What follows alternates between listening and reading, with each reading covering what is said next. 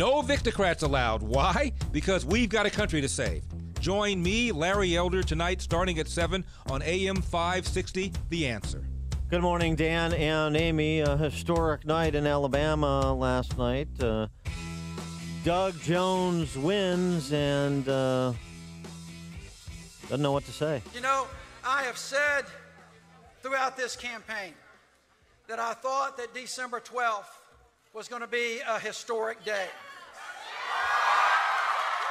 You know, a little bit of what to say. That's what it was. And he was when he did swear a little bit. I have been waiting all my life, and now I just don't know what the hell to say.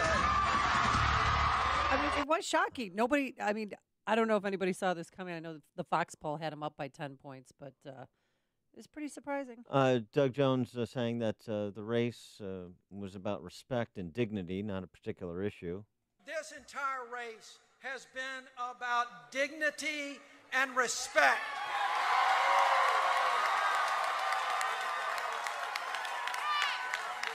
This campaign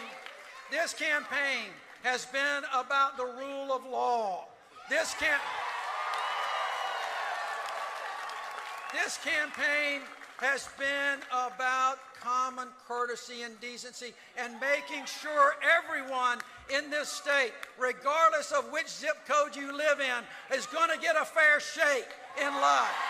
All right. Is that a fair summation of how Doug Jones was able to, a very liberal candidate, and Doug Jones was able to win a seat in a state that Donald Trump won by 28 points just a year ago? And last night, Roy Moore refused to deliver a concession speech. When the vote is this close, that it's not over.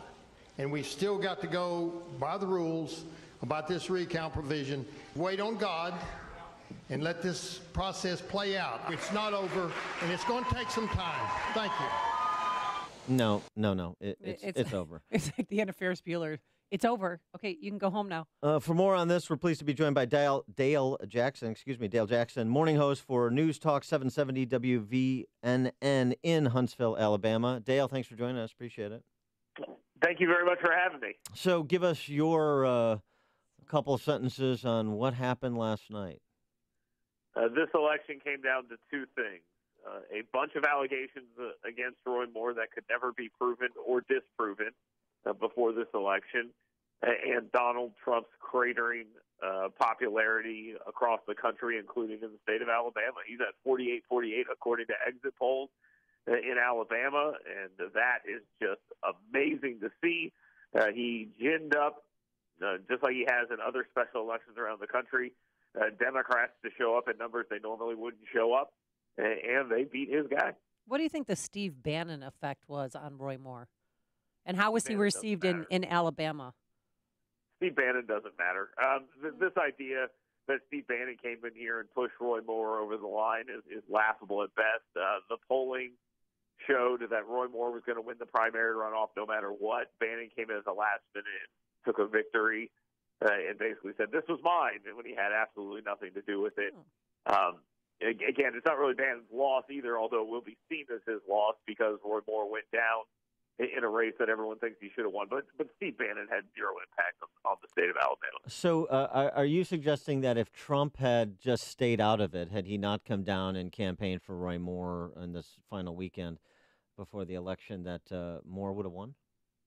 No, that's not what I'm saying. But more likely, if Trump was not just constantly being pummeled in the press for things that he's doing and sometimes things that he's not doing, then that probably wouldn't have been the case. I mean, he's just a lightning rod, just like Roy Moore, and the lightning rod is not for his supporters. It's more or less a lightning rod for the other side. These guys do not gin up Republicans, and we can pretend that this is all about the Republican base. The Republican base showed up, but the Mitt Romney Republicans, the Marco Rubio Republicans, the Dale Jackson Republicans in Alabama were not excited about Roy Moore. We also weren't excited about Donald Trump. And the simple fact is, when these guys end up on the ballot, there's a lot of people who will stay home and not participate. And when that happens and you have 30% black turnout in Alabama, which is a percentage higher than when Barack Obama was running for re-election, you've got a little bit of a problem, especially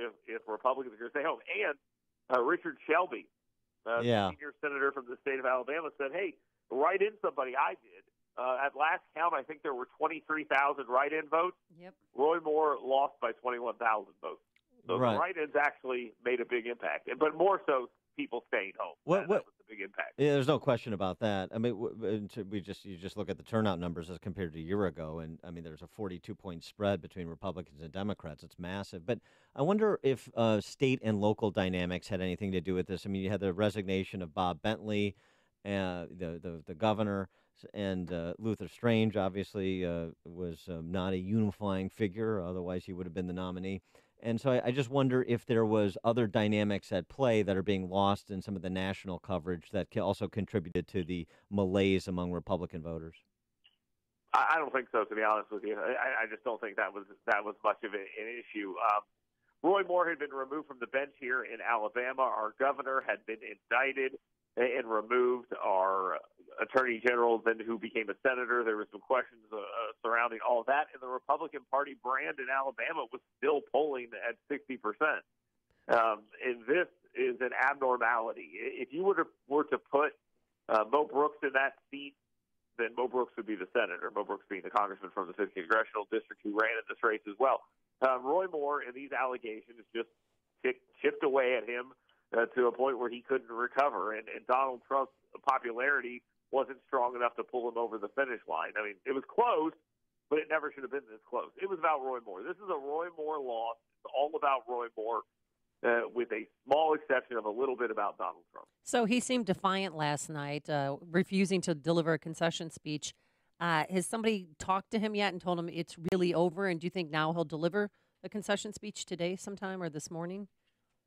Stupid people don't know they're stupid, and Roy Moore's a stupid person. So I don't know. I don't know how you talk to Roy Moore about generally anything. His entire career has been made on being a defiant person in spite of the facts on the ground, the political calculations, and everything else. Roy Moore is not going to be doing anything that he's supposed to be doing. He is just a defiant individual in all aspects. He should have stepped down if he cared about the Republican Party the minute this stuff came out. If he cared about the country, he should have stepped down. He decided he's not going to do so.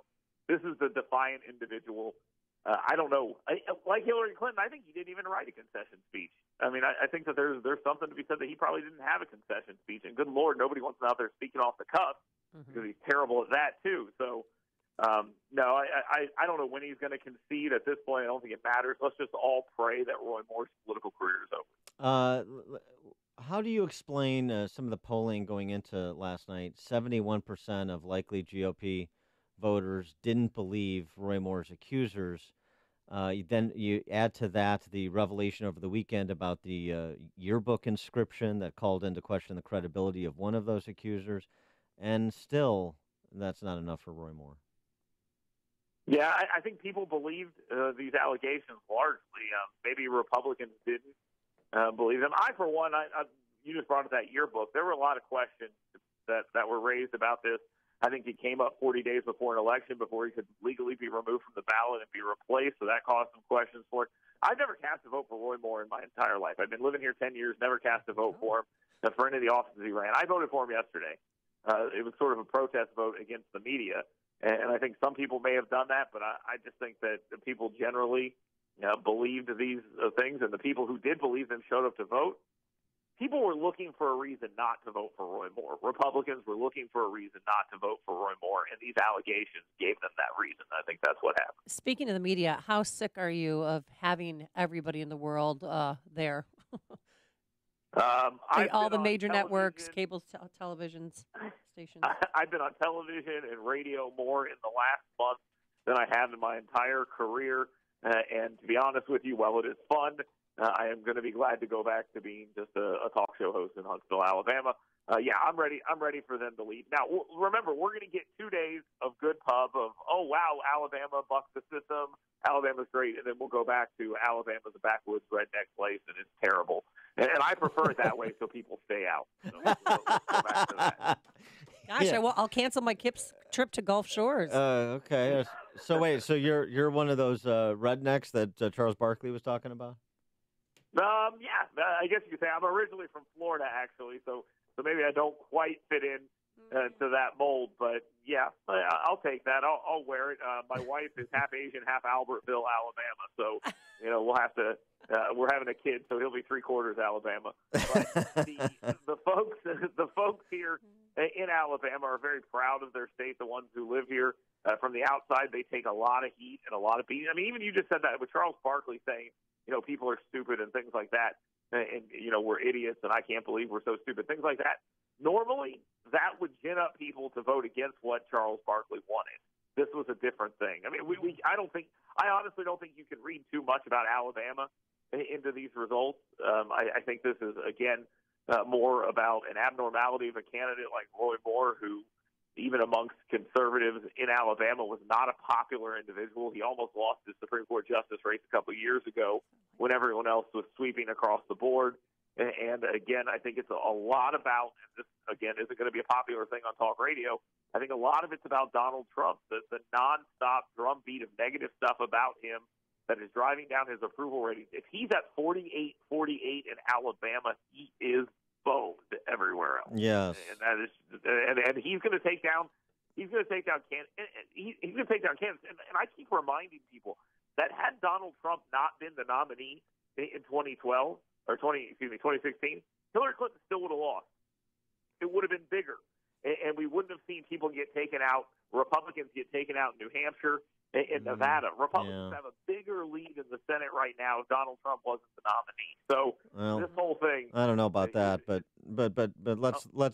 let's litigate one race at a time. Okay.